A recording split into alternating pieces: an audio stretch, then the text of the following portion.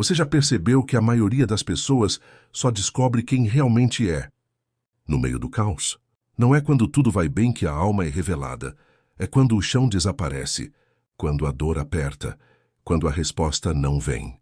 É aí que você descobre se tem raízes ou apenas folhas. Os antigos estoicos sabiam disso há milênios. Eles não prometeram uma vida sem dor, mas ensinaram como atravessá-la com lucidez, presença e força interior. Este vídeo revela 10 lições estoicas, que não apenas ensinam a manter a calma, mas a transformar o caos em clareza. Não são frases prontas, nem conselhos vazios. São princípios eternos que resistiram ao tempo, à guerra, à perda e à morte. Prepare-se para encarar a realidade como ela é e encontrar nesse confronto direto a sua verdadeira paz. Se esse tipo de reflexão faz sentido para você, inscreva-se agora no canal Silêncio da Razão. Aqui, damos voz ao que o mundo esqueceu. A sabedoria silenciosa que transforma. Primeira lição. Aceite o que você não pode controlar. A raiz da inquietação está na tentativa inútil de controlar aquilo que nunca esteve em nossas mãos. O clima, as ações dos outros, a morte, o passado, tudo isso está fora do nosso alcance. E, no entanto, é exatamente aí que concentramos nossa ansiedade. Epicteto dizia: há coisas que dependem de nós e outras que não dependem de nós. Essa dicotomia é o fundamento da paz estoica. A maioria das pessoas vive como se o mundo devesse se ajustar às suas expectativas, como se a realidade devesse obedecer aos seus desejos. E quando isso não acontece, e nunca acontece, o resultado é frustração, desespero, desordem interna. O estoicismo convida você a fazer o movimento contrário, ajustar-se à realidade. Isso não é resignação, é liberdade. É quando você compreende que lutar contra a chuva não faz parar de chover, mas aceitar que ela caiu pode evitar que você se afogue no próprio desespero. Aceitar o que está fora do seu controle não é desistir. É libertar energia para focar no que realmente pode ser transformado. Você mesmo.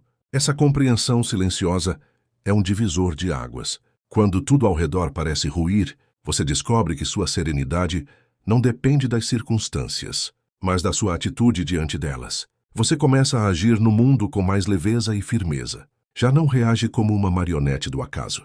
Você se torna âncora no meio da tempestade. A aceitação se torna coragem disfarçada, porque é preciso coragem para não tentar controlar o incontrolável, e sabedoria para perceber que o controle absoluto sempre foi uma ilusão. O caos externo não precisa se tornar um caos interno. A escolha é sua. Sempre foi. Segunda lição. Treine sua mente antes da crise chegar. Você não aprende a nadar no meio do naufrágio. É por isso que os estoicos falavam tanto sobre antecipar a adversidade. Não como forma de atrair o sofrimento, mas como preparação mental.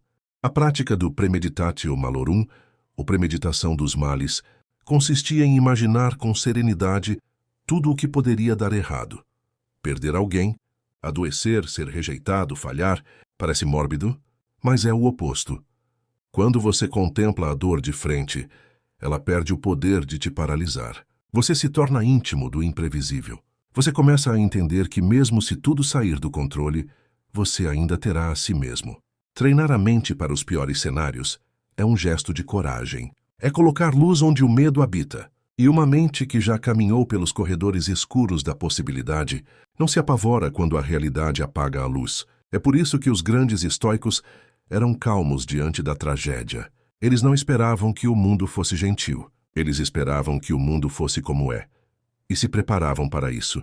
Quando você se antecipa mentalmente, não significa que você se tornará insensível. Significa que quando a dor chegar, você saberá como acolhê-la. Você saberá que ela faz parte da vida e que tudo passa, inclusive ela. Não é sobre criar pânico, mas sobre criar resiliência. É sobre cultivar serenidade antes da tempestade, para que quando ela vier, você já tenha abrigo dentro de si.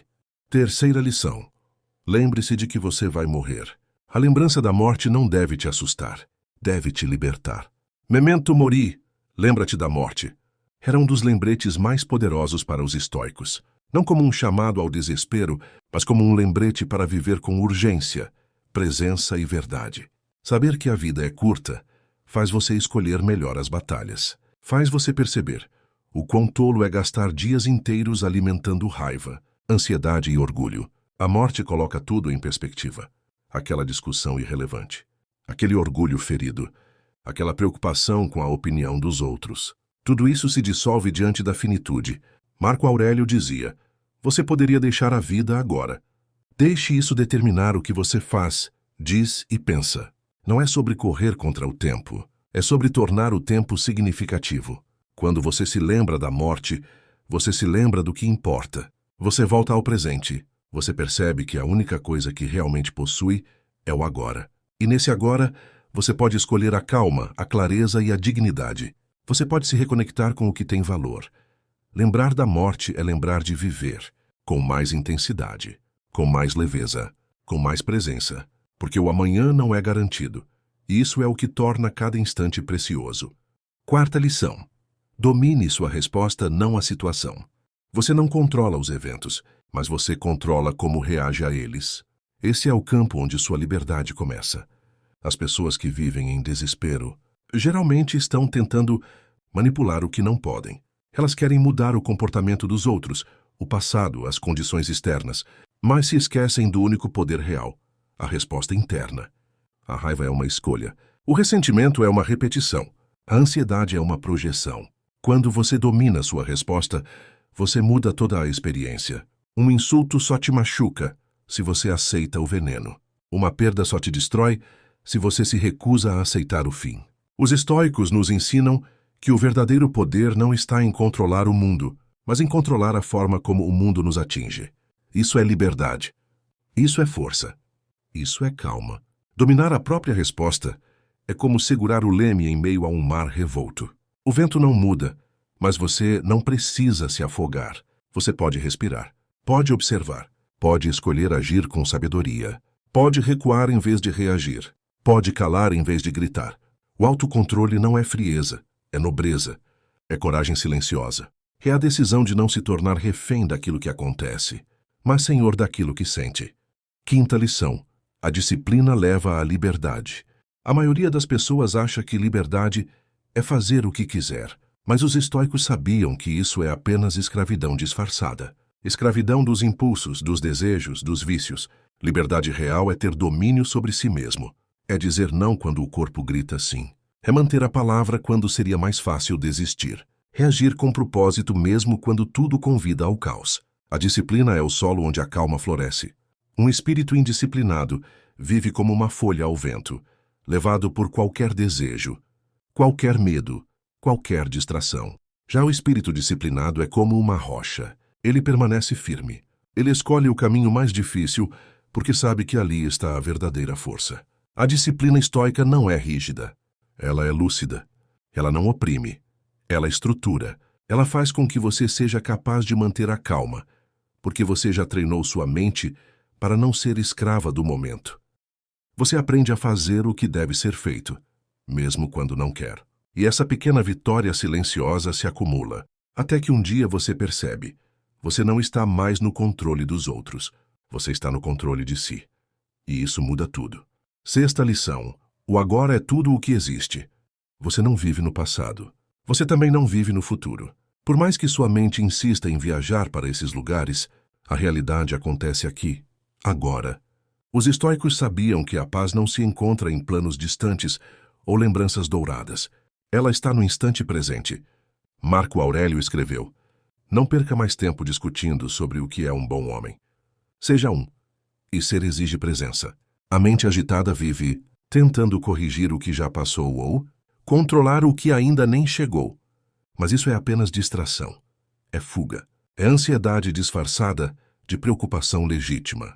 O presente é muitas vezes ignorado, porque ele exige nossa atenção total.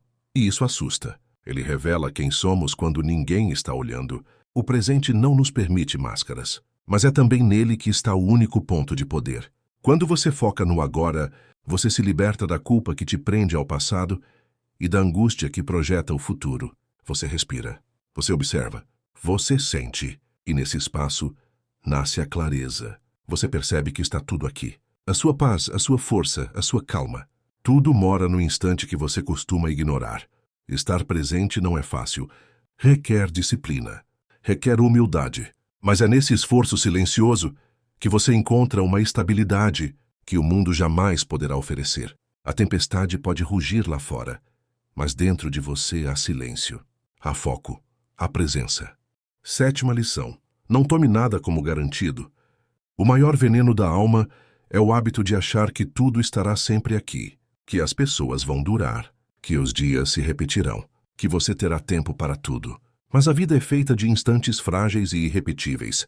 O estoico pratica a gratidão, não como um gesto superficial, mas como um ato de consciência profunda. Ele sabe que tudo é transitório, que tudo pode mudar, que tudo, cedo ou tarde, vai embora, e por isso ele valoriza.